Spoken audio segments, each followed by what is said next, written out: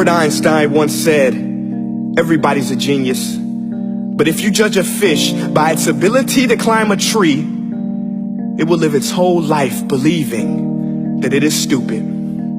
Ladies and gentlemen of the jury, today on trial we have modern day schooling. Glad you could come. Not only does he make fish climb trees, but also makes them climb down and do a 10-mile run. Tell me, school, are you proud of the things you've done?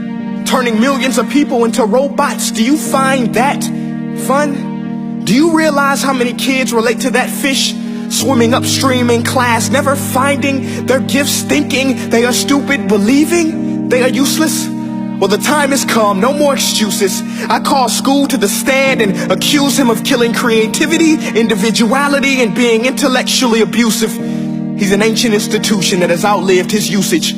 So, Your Honor, this concludes my opening statement, and if I may present the evidence of my case, I will prove it. Proceed. Exhibit A. Here's a modern day phone. Recognize it? Here's a phone from 150 years ago. Big difference, right? Stay with me. Here's a car from today, and here's a car from 150 years ago. Big difference, right? Well, get this. Here's a classroom of today, and here's a class we used 150 years ago. Now ain't that a shame? In literally more than a century, nothing has changed. Yet you claim to prepare students for the future? But with evidence like that, I must ask, do you prepare students for the future or the past?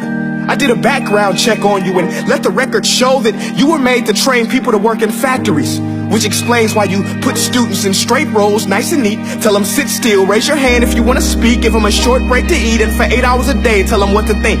Oh, and make them compete to get an A letter which determines product quality, hence grade A of meat. I get it. Back then, times were different. We all have a past. I myself am no Gandhi. But today, we don't need to make robot zombies. The world has progressed. And now we need people who think creatively, innovatively, critically, independently, with the ability to connect. See, every scientist will tell you that no two brains are the same. And every parent with 2 or more children will confirm that claim.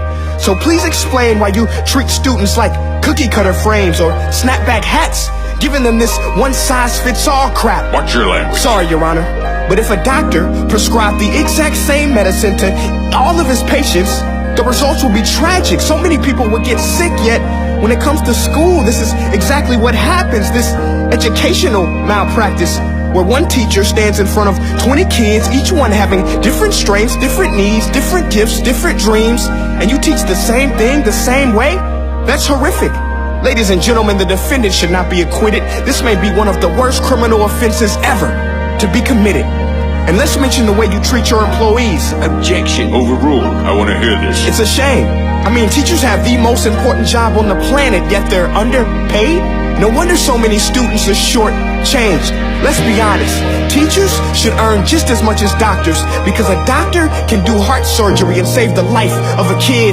But a great teacher can reach the heart of that kid and allow him to truly live. See, teachers are heroes that often get blamed, but they're not the problem.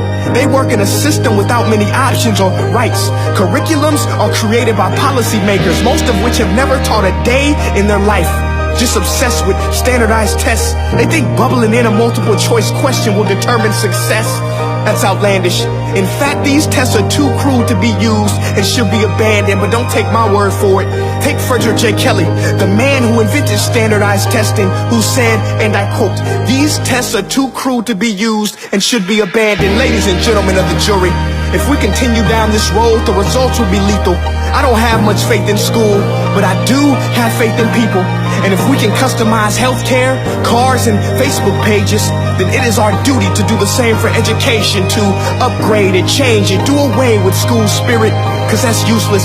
Unless we're working to bring the spirit out of each and every student, that should be our task. No more Common Core. Instead, let's reach the core of every heart in every class. Sure, math is important, but no more than art or dance. Let's give every gift an equal chance. I know this sounds like a dream, but countries like Finland are doing impressive things. They have shorter school days. Teachers make a decent wage. Homework is non-existent, and they focus on collaboration instead of competition. But here's the kicker, boys and girls. Their educational system outperforms every other country in the world. Other places like Singapore are succeeding rapidly. Schools like Montessori, programs like Khan Academy, there is no single solution.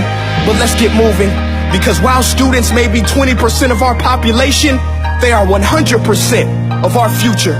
So let's attend to their dreams, and there's no telling what we can achieve. This is a world in which I believe, a world where fish are no longer forced to climb trees. I'll rest my case.